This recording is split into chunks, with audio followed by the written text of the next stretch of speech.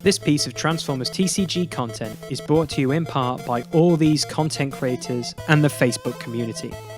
Go check out the creators' content in the description of this video, as we all continue to grow this fantastic game's content and its community. We hope you all enjoy this new series.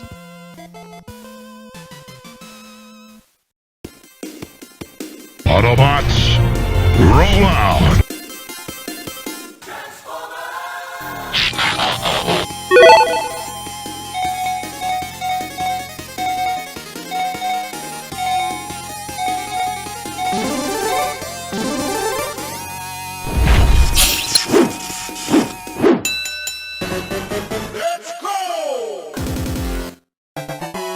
What up guys, it's Lee here from Bleeped Up Productions, and today we're bringing you something a little bit special. What we're bringing you today is the Deck Tech Challenge. That's right, Mike and me did an episode. It was a pilot episode, and then we threw it out there in the community, and it caught on fire. We got a lot of people hyped to do it, and then we asked people, would you like to be a part of this? And guess what? The floodgates frickin' opened, guys, and it was phenomenal. Within the first day, we had 20 plus people. 20 plus people wanting to do a collaboration on this whole medium that we're doing. And it's fantastic. All we want to do is grow the game of the Transformers TCG, and we've got big channels and we've got small channels all working together here on the YouTube. We've got people who do content on YouTube. We've got podcasters. We've got live streamers. We've got people who run tournaments. We've got people in the community. Guys, this is just ridiculous. This is like the Mortal Kombat of Transformers TCG right now that's going on online. I don't think anyone's done a mega collaboration like this. A lot of the channels do coincide and work together, but I don't think anyone's done like 20 plus at the moment. I think we've just set a new record. But anyway, I'm going to shut up. I'm going to explain the rules right now, and then we're going to get straight into the episode, and we're going to let the challengers throw down here on Bleeped Up Productions. 3, 2, 1.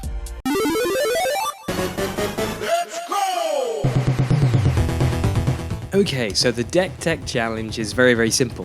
It basically is divided into 3 rounds. Round 1. And in round 1, what happens as soon as you get your opponent is you nominate 2 characters and 2 battle cards. These cards can be from any particular wave. They can have synergies with the cards, or they can complete jank, or they don't work. And then you go ahead and you go straight into round 2. Round 2.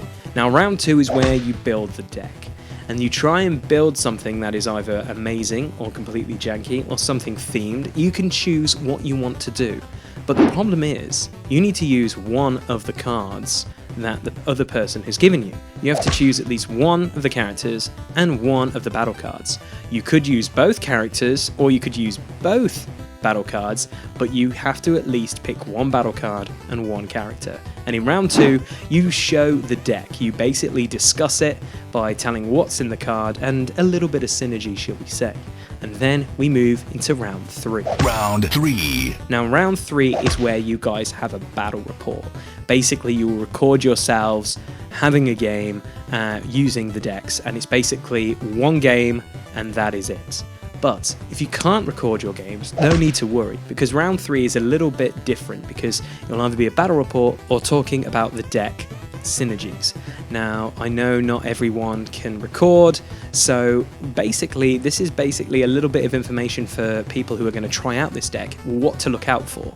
And then we will release the video so the community and us here on Bleeped Up Productions and all the other content creators that are a part of this series can try these decks out and see how it is. And that is as simple as it gets. That is the Deck Tech Challenge. Challenge someone, build a deck, play the game of the TCG.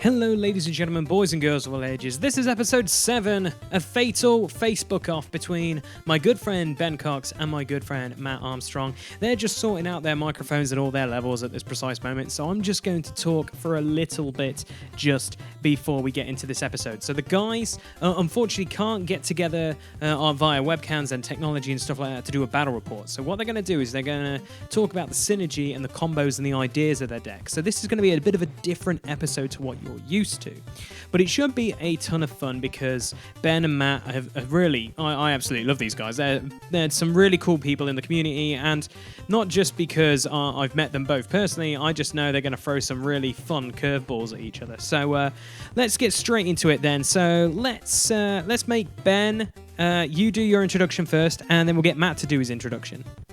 Hello, Bleeped Up Production viewers. My name's Ben. I'm not one of these big YouTubers. I'm just a local player in Derby who happens to game quite a lot with Lee and other guys involved with Bleeped Up. Hello, so I'm Matt, humble Transformers TCG community member, local game store manager, and you may have heard of me doing work with the TCG City Speakers podcast. Okay, cool. So with that being said then, Matt, you go first. Mention the cards to Ben then.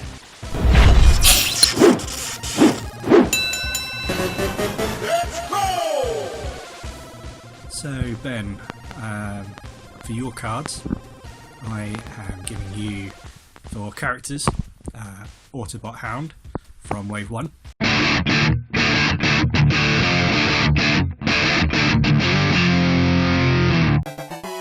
So there's some fun stuff there with the white pips and, you know, getting the bonus attack power and then drawing the cards from his alt mode.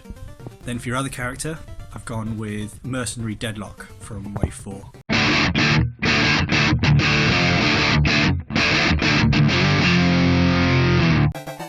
And his car, he's got a cool bounty mechanic, potential play with the stealth there. Yeah, had some fun with that. For battle cards, I've gone with Acute Reflexes, and then lastly, don't disappoint me and choose this one. It's Erratic Lightning.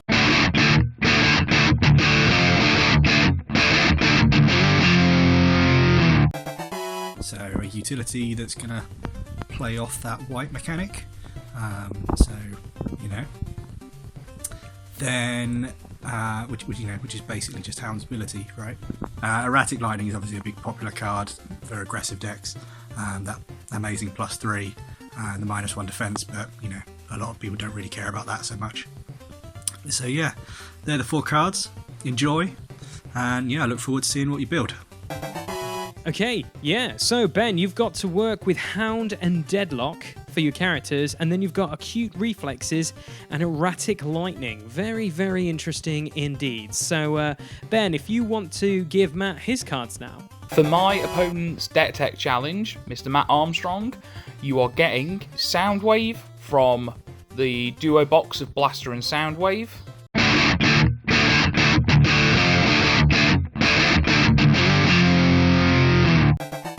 Chose him because I don't think he sees much play, because a lot of people do say that the Siege version is a lot better, but I just like the classic cassette look. It's what I grew up on. My first dose Transformers was the movie, and it was awesome seeing him and Blaster fight in the tower.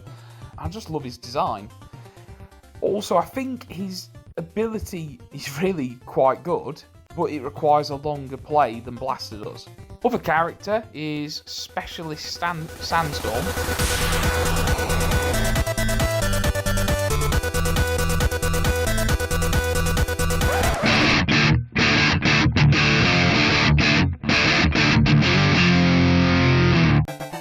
Chose him because I'm a massive fan of triple changes. Favourite character when I was growing up was Springer. Thought Blitzwing, Astro Train, all cool characters. And up until Siege, I'd never heard of Sandstorm.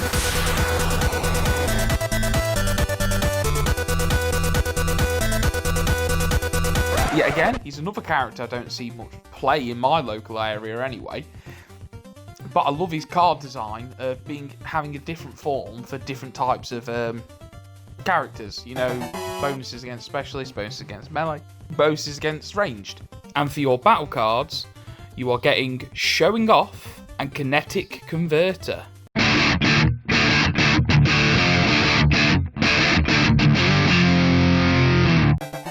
Kinetic Converter. The reason I picked this is I love the card from playing my Dudleys. Just constantly flipping, getting card draw, getting card advantage is great. And obviously, one character being a triple changer, one being a character who wants to flip to launch out his characters and play his cassettes, both can make use of the card quite well. Showing Off, yet again, is a card that is designed around doing multiple flips at once. It won't really do anything with Sandstorm.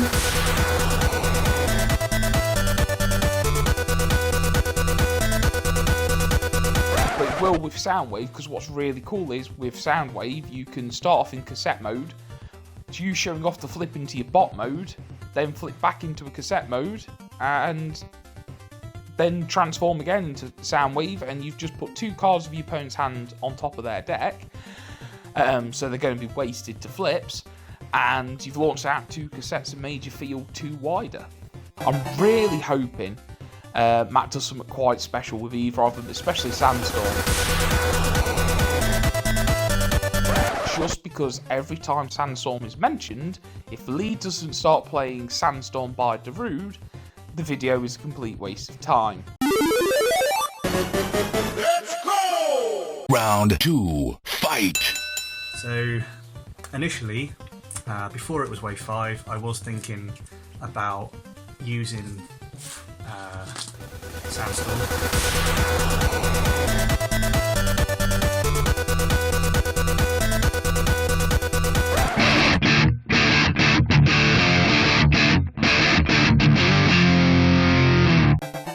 With the traditional cars lineup, so with using Prowl,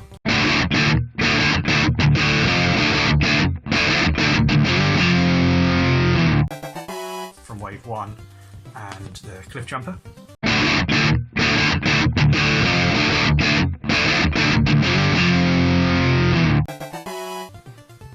And then just having a little bit more focus on Sandstorm. You can go in early, you'll start in car mode, you can go in early and hit really hard. If he's going against the melee, even harder. He's got a decent amount of health, and then with you start your engines and your turbo boosters, you can stand him back up and get ready to go again or do whatever, so you can give him some protection. So I was using things like energy transfers and the bolster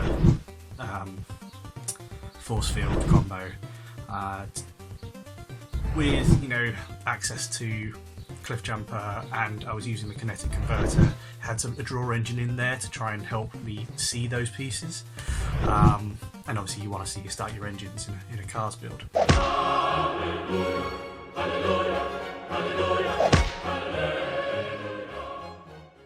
So, you know, there was that. But then, again, that was just based on there being no Wave 5. So once Wave 5 came in, I couldn't really think of what I wanted to do to progress this further, and instead I got more ideas about what I wanted to do with something else. So I dropped this.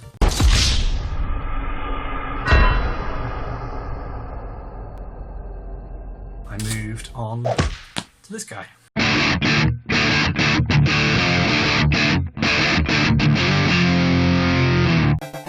So I've moved on with Soundwave. Let's go! And I've played Soundwave before, and I had it in a defensive blue shell with aimless, and, you know, kind of mimicking the old blaster thing, but on the defense rather than the offense. And yeah, it had some relative success. It was enjoyable to play, and so I wondered if I could do anything more with that now. So using this Soundwave, really, I kind of need to have cassettes. So otherwise I'm going to be missing out on a good chunk of what he brings to the table.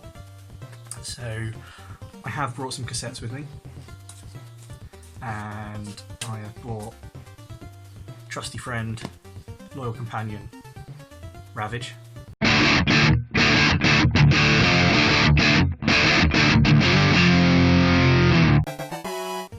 From the same set, and he gives PS2, so that hasn't really, that hasn't really changed from my old plans, and offers him tough one. And you'll see in a moment that doesn't really have much influence over the deck. And should I need to flip him, I can give PS2 to somebody. It's probably going to be Soundwave, but you'll see the other characters, and maybe there's an opportunity to give it to those as well. So that's Soundwave. So having cassettes means that I get access to additional stars to spend on my team, and so for each one gives me one. And I've brought another one. I've gone with Steeljaw.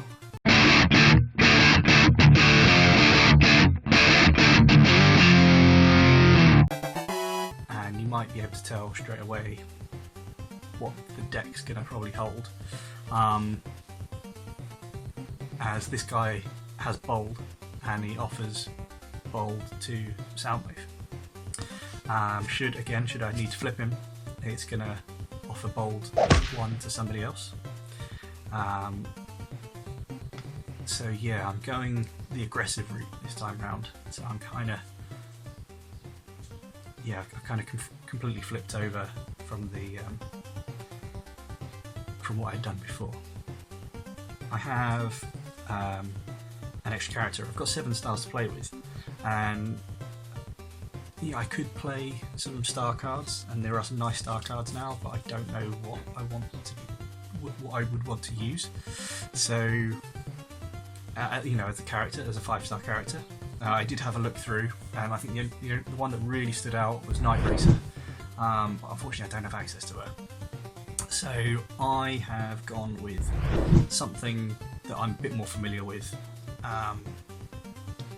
I say less, not much familiar, but from Wave 5, and it's kind of using that idea of the old Blaster and Soundwave decks, where you would have a 4th character that would never need to flip, or not really need to flip. So it allows your Soundwave to do the flips every time, so that it brings out your cassettes. You don't lose sequence or anything like that. So I've gone with Fangry.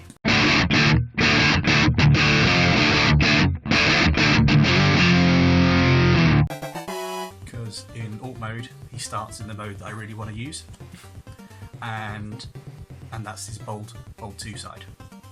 So he's initially going to look something like, the build's going to look something like this. And with Fangry, I've got 1 star left, so he has to have a head. So I've given him Parsec.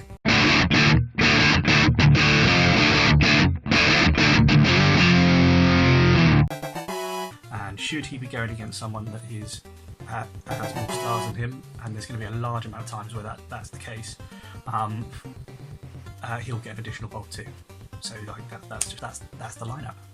So these are my characters, and so I'm going to be looking to flip Soundwave regularly and often, at least until the cassettes are out. And let's move on to the deck. So I think, as I mentioned before, this is an aggressive aggro based deck. It's hard to imagine one without a grenade launcher, of which I've got 3 of.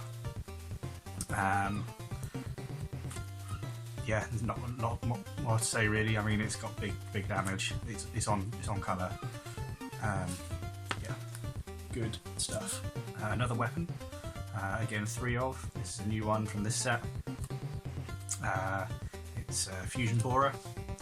So similarly to grenade launcher, it's offering a big boost of attack power and the base pierce, where someone like Ravage, who has a strength 3 pierce 2, he then goes up to 6 and 5, and then for the amount of black pips that are in there, there's a lot of times where you'll be attacking with somebody and it'll be an equal pierce value to the attack value, or he's very, very, very close to.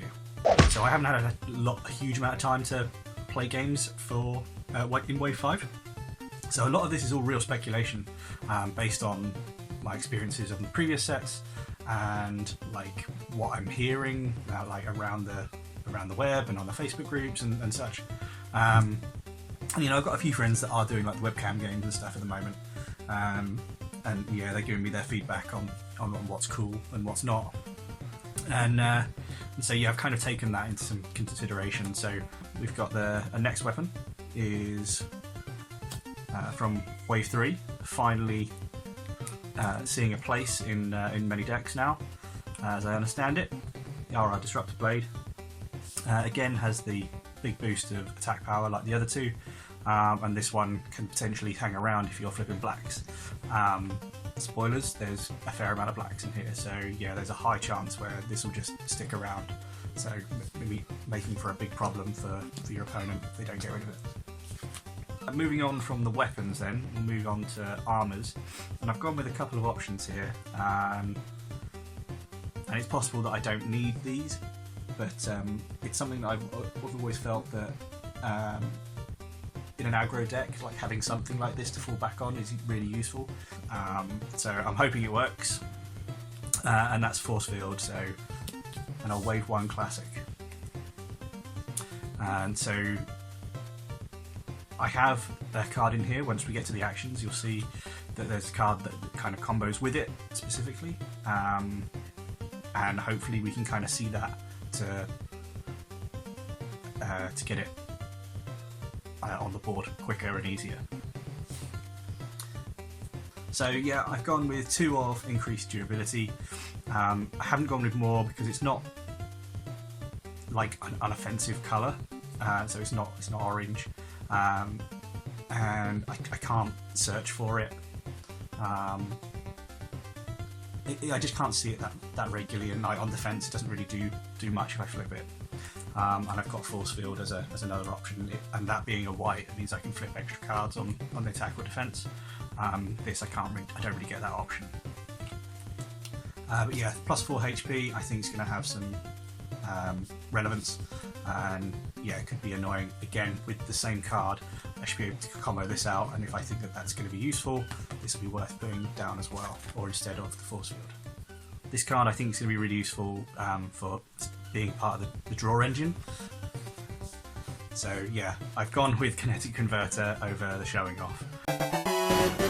Let's go! Now normally I probably still wouldn't use this in this style of build, but regardless, it's a great card. I just think there are better uses than the deck that it's in.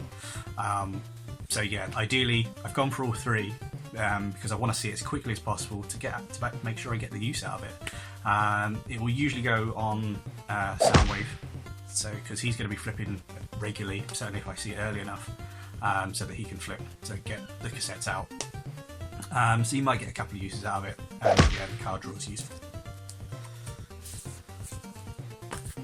Now, I've got a lot of characters that their base attack values are actually quite low, so I felt like this might actually have some use, and it being essentially a wide deck,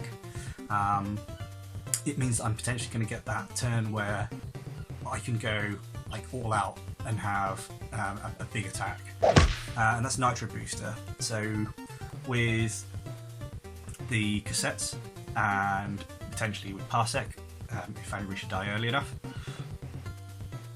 then Nitro Booster will have a use on all 3 of those. You can, yeah, Nitro Booster one of those characters, they'll attack, they'll stand back up again. This goes, but then you've got the rest of your team, including that one that just stood back up again, go in again. And it being Black Pip heavy,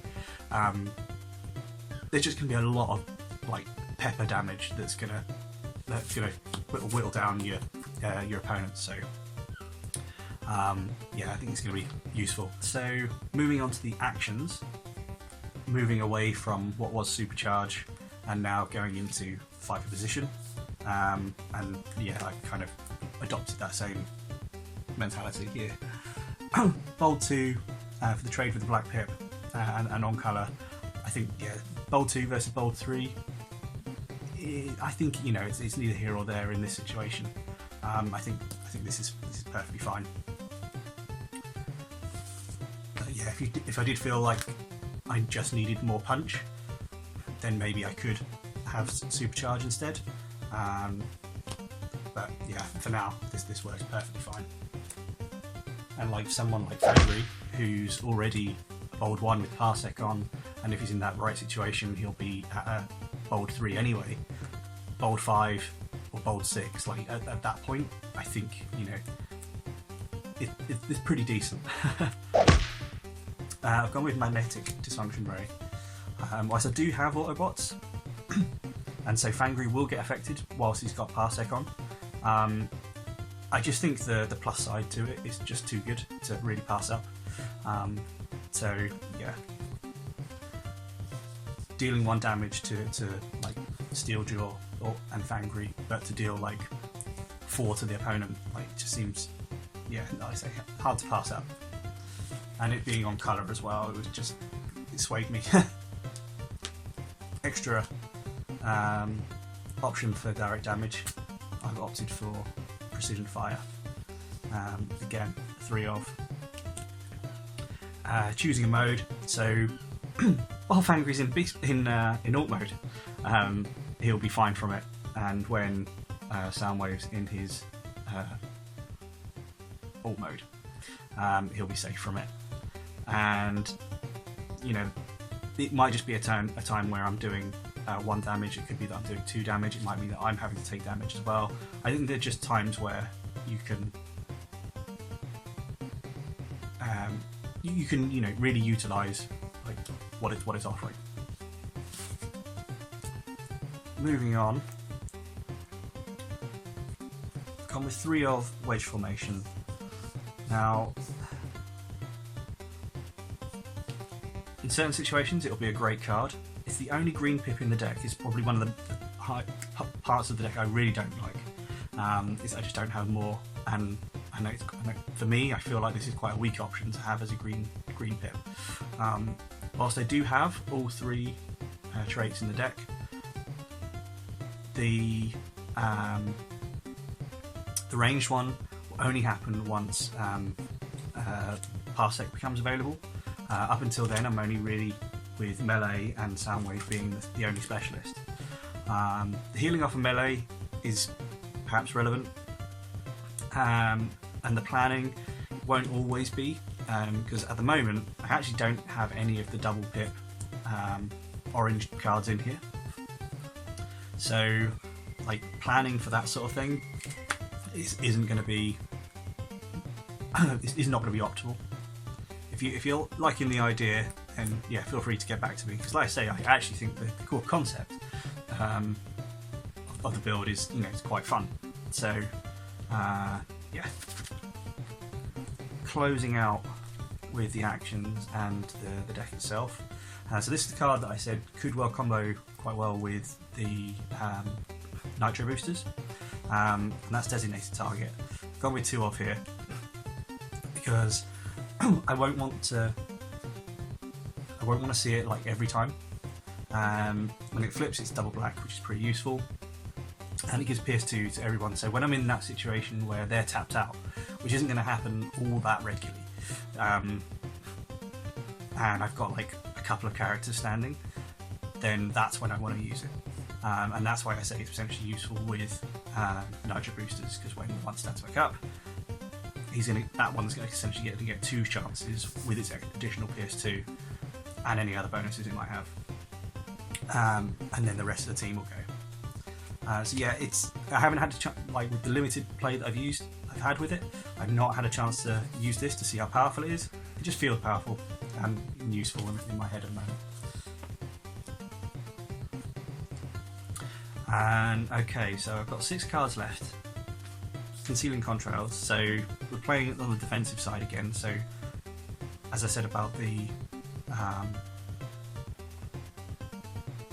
force fields and the armor, increased durability, I need a way to survive, and in an aggro deck, it's black pip, so it's at least on colour, and with the black pip being very strong, I feel like that's a way that we can try and neuter that somewhat. because like not every situation will it be where someone's hitting you with black based deck and their pierce is equal to their attack power, and should that be the case, then concealing contrails works really well in that situation. This just works as a little buffer. Yeah, there could well be a better option for this slot, but for now it seems useful. And similarly, stable cover, completely shutting off pierce for the turn and getting the plus defense. Maybe this is actually worth going up to 3 of instead of the contrails. But yeah, so I also like the idea of having multiple secret actions in a deck. Like having just one option, it really tells your opponent like once they've seen like the deck go round, they really know what's in there and what you're limited to. And having multiple just keeps them guessing a little bit. And then finally, and this is the card I was saying that should combo with those armors, and that's Bolster. So the dream is that I'm in a turn where I'm drawing that card off a kinetic converter, so I'm going to be able to see said armors and or Bolster to be able to play them all, and then have that turn that I can just, I've not had to play that upgrade because Bolster's done that for me. I can play something else, I can be aggressive on that turn, and then Bolster reveals, and then I can play that force field or increase durability to have that character survive that a little bit longer. So that is the deck.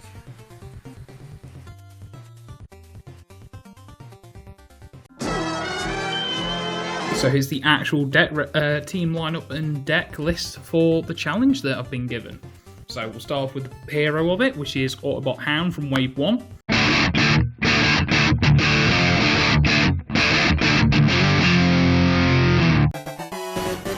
Let's go! 4 attack, 12 health, 1 shield, and when you flip to him you can scrap a white to draw 2 cards, which is useful in this deck, you'll see why.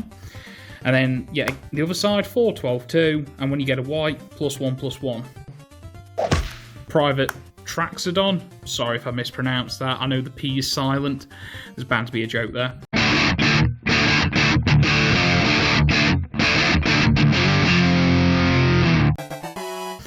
Free attack, 9 health, 0 defense.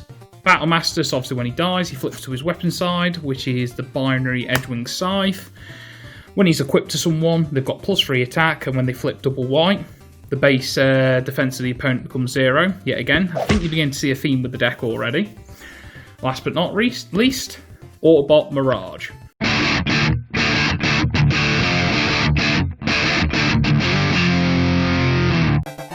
So Autobot Mirage, 4, 12, 2. When you flip to his mode, you can play an action, which in this deck, yet again, is quite useful. And then on his bot side, 5, 12, 2, and when you flip triple white, you untap him. So, they all rely on white pips, so we wonder what I'm going to be packing in the deck. First of all, 2 copies of Erratic Cannon. It is orange pip, but its ability is when it's equipped to someone and they flip a white, they get +3 attack. So it's like a mini Disruptor Blade for white pips. Okay. Next, 2 copies of Adaptive Plating. Yet again, it's not a white pip, but it relies on white pips to go off. It's an armour that when I flip a white pip gets +2 armour. Are we seeing the theme yet, boys and girls? 3 copies of Spinner Rims. It's a white pip utility card. When you character battles and they've got it equipped and you flip your first white pip, you get to flip an extra battle card. This is mainly going to be used on Mirage to proc his ability to untap and attack multiple times a turn.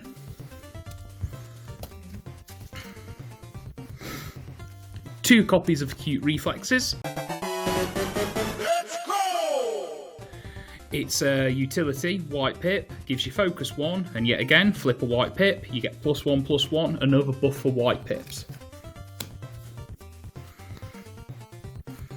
3 copies of Force Field, yet again a white pip card. We all know what Force Field does.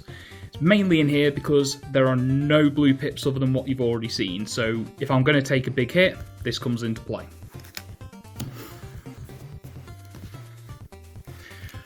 2 copies of Peace Through Tyranny. It's not white, but it is used as a card to basically kill my own Traxodon if I need to, and if I want to kill him, to get a double swing in with Mirage and Hound against a big target like Sky Shadow or anyone else. So, next one, 2 copies of Hit and Run, new card from Wave 5 that I didn't know existed.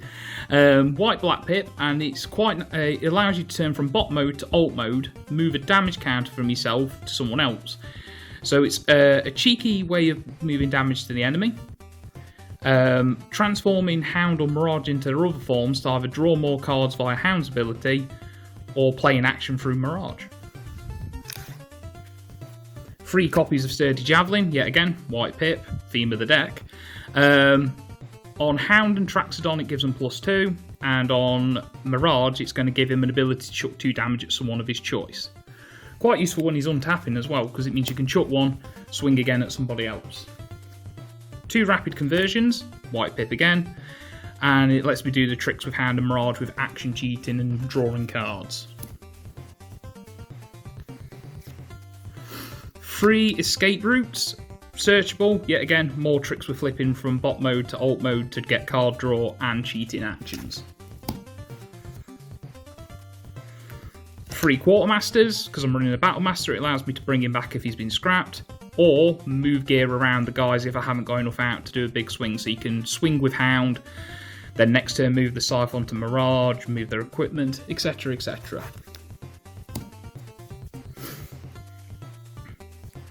3 backup plans, yet again, white pip. If your hand's beginning to dwindle, you can play it, draw 3 cards. 2 Leap of Faiths, because the team only adds up to 23 stars. Yet again, more action cheating, a way of getting all your equipment out quicker, and just playing cards in general.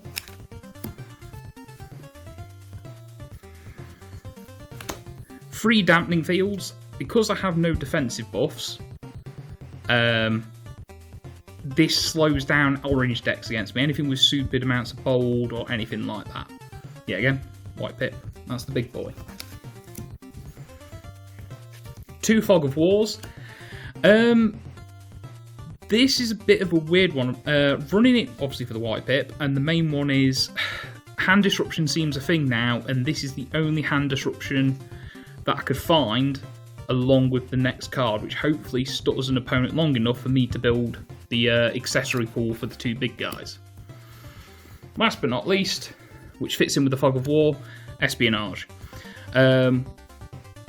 We all know what Espionage does, is I can call a colour, remove the card I see in your hand of that colour that's most bad against me, to put it bluntly. Works with Fog of War, because obviously you can go down to 2 cards each, play an Espionage, and then if you've got some cheaty ways of doing it, you can flip Pound, scrap a white, and draw more cards. That is the entirety of the deck. I know it's been pretty different to everyone else is doing it. Me and Matt haven't been able to actually get online at the same time to record together, so we're doing it a bit solo. So the next bit will be me telling you some of the things to do with the deck. Let's go! Round 3, fight!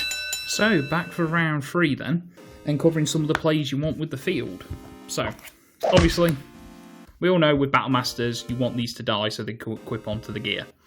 If I'm having to go first, I'll be swinging first with Traxodon. If I'm having to go second, I'm swinging first with Traxodon. I want him taking as much damage as possible, because once he goes onto that equip side, I tend to play him onto Mirage. Because with Mirage's ability to untap after 3 white pips are flipped and him triggering on 2, you can swing for massive amounts of damage because of his 5 and 3 is 8. You just go in 8 damage, remove your base armour, whatever you flip is your defence. So really nice to play. Something that really makes this deck work quite well also is Leap of Faith. Now Mirage, everyone focuses on this side quite a lot.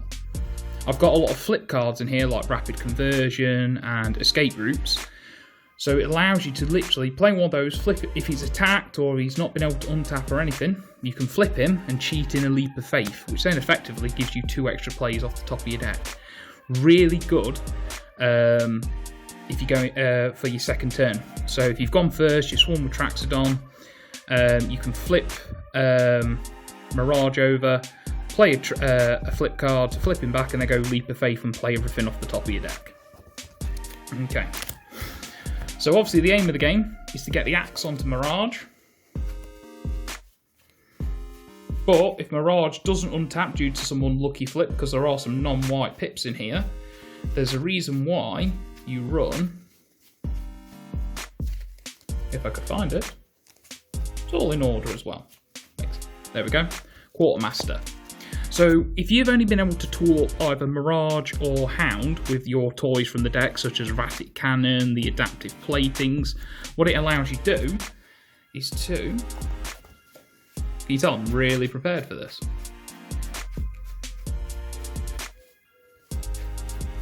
So if you've got an adaptive plate in and spinner rims, say on Autobot Hound, because you were trying to get a guarantee the white pips for him, and he's only got the axe, you can Quartermaster and trade them across to him if he's yet to swing, or him or the axe across the Hound to give him a bigger hit when he goes in. You can just swap your gear. Now, the deck is very action heavy, and that's why I tend to use Mirage's flip ability more than Hound's, because I can play stuff like escape routes and rapid conversions to cheat in all my actions to play more stuff, or to do extra flips on the Hound via hit and run and other cards to draw more cards by throwing away my whites. It's not like you're in short supply of it. So, literally, aim of the game is get this onto Mirage so we can keep untapping and hitting. And if that doesn't work, you can aim of the game is an adaptive plating, and acute reflexes, and a cannon on each of them. So if they've got rid of your Edgewing Scythe, you can literally have one of each of these on either character, and whenever you flip a white, you're gaining +4 attack because of acute reflexes and the cannon, or +3 defense because of the acute reflexes and adaptive plating. Yet again, Hound will get an extra +1/+1 on that. You can't argue about that. Same as with Mirage, if he's got all three of these, and the deck's predominantly white pips, you're swinging for, how much is he? He's 5 base. So 5 base, makes him 8 when you flip the white pip, makes him 9 when you flip the white pip, and then on defense, which Mirage hopefully shouldn't be getting hit because of constantly being untapped, and therefore they have to go into Traxodon or Hound. Hopefully I can show this deck in action soon, because even if it's not part of the Deck Tech Challenge, I'm going to be playing it on some webcam games for people, and hopefully throw it at Lee to chuck on his channel. That's pretty much it. This is an aggro deck without using orange pips, and it's got a little bit of defense because with current wave 5 I'm finding pierces everywhere. So instead of trying to tank the whole attack, I'm just aiming to get to 3 or 4 defense and bring either a really high attack down to its pierce, or just taking pierce off a blue deck. I know it's been short and sweet, I'm going to be honest, it's my first time doing anything like this, so hopefully you enjoy it, folks, and hopefully I'll see you on some webcam games or in person. So thanks for inviting me to the challenge, Lee, and I look forward to carrying it on. So I've only had a couple of games with the deck versus a friend, and whilst this didn't have much success, there is certainly things that I would put in here as like a sideboard, mostly as a direct damage preventative, but the core idea of the deck, so you imagine this is what the game's going to sort of start out like. So you have your 2 cassettes underneath Soundwave, and then Parsec starts on Fangry. So this is how the game would start. And so depending on what you've drawn and what you're against, you can kind of dictate what you do on the turn. So first turn is quite clearly it's going to be to flip Soundwave. There's no need to flip Fangry to start off with. He's already in the mode where he's going to do the most work with this deck, so he should never need to flip. So Soundwave will flip. You'll get the cool ability of stripping the hand of 1 card and sticking it on the top of their deck, so denying them the use of that card for turn. And if they're playing a defensive deck, perhaps you can have some way of really neutering the defense somehow. And then you bring out one of your characters. Now, if you're in a situation where you're second, and so they've had someone attack, and that person that you've now got to attack is of the same or lower stars than Fangry, you can opt to bring out Steeljaw instead, and just attack with Steeljaw, saving Fangry until you've got a prime use for his full ability, because he's still going to get bold 1, and you've got that card to play for the turn, so potentially you can boost him up. And yeah, I think just holding back with Fangry is just worth it.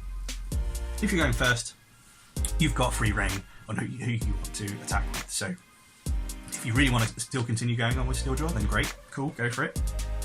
But you've got that option of first turn being able to attack with Fangry and getting the full use out of his essentially bold 3 here, and really hurting somebody, perhaps their star player.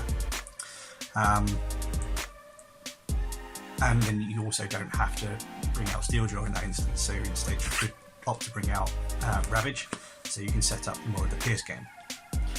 So also remember that each of the cassettes have an alt mode, which, granted, I've not been able to utilise, but it's there, and it's potentially it could save you. So they each get stealth when they're in their alt mode, so they won't be able to be attacked as easily. And when they flip to that mode, they offer somebody else an ability. So for Steeljaw, he will give one of your characters bold 1 until the end of the turn. So potentially useful for Soundwave. If Fangry's still hanging around, make him bold 4. That could be pretty scary. Or even Ravage, so to boost up his potential.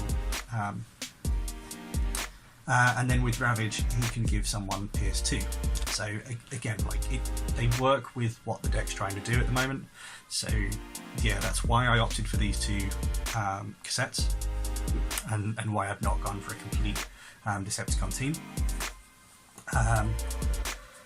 Yeah, so that's essentially the deck in a nutshell. So yeah, ideally we want to see that kinetic converter on Soundwave as early as possible. So we're flipping to bring out each of the cassettes. By the time you put out both of them, you don't really need to flip him again, because you're not going to get that benefit. And it's not as if he's tougher on his alt mode or anything.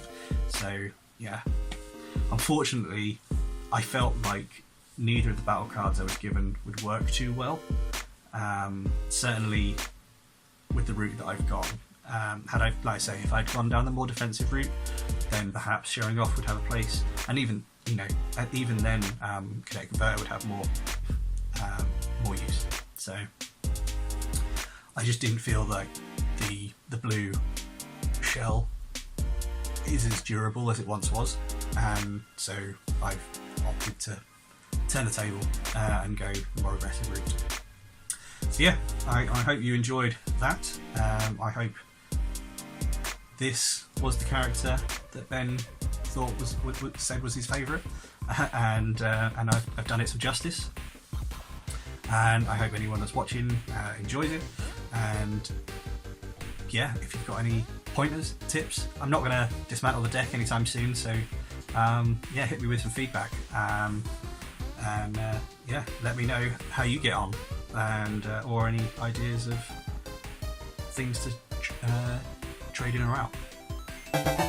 And with that said, guys, that is another episode in the books. A little bit different to what we're used to, because you guys have been blessed with battle reports in this. This is the first one where we just did a little bit of deck teching and stuff like that, and a little bit of combo analysis with the cards and stuff. So hopefully you guys can try the decks out. And again, thank you to Ben and Matt for doing this episode. Guys, without further ado, you know what to do. On the screen right now is thumbnail to take you to the whole deck tech challenge, all the TCG content we do on this channel, and remember to check out all the other links of all the other competitors in the description below, because gosh, we have so many content creators working together on this. It's fantastic. So without further ado, let's end the video and listen to this bad boy of a song, courtesy for my main man, Mr. Ben Cox. You can't see me, my time is now. It's the franchise where I'm shining now.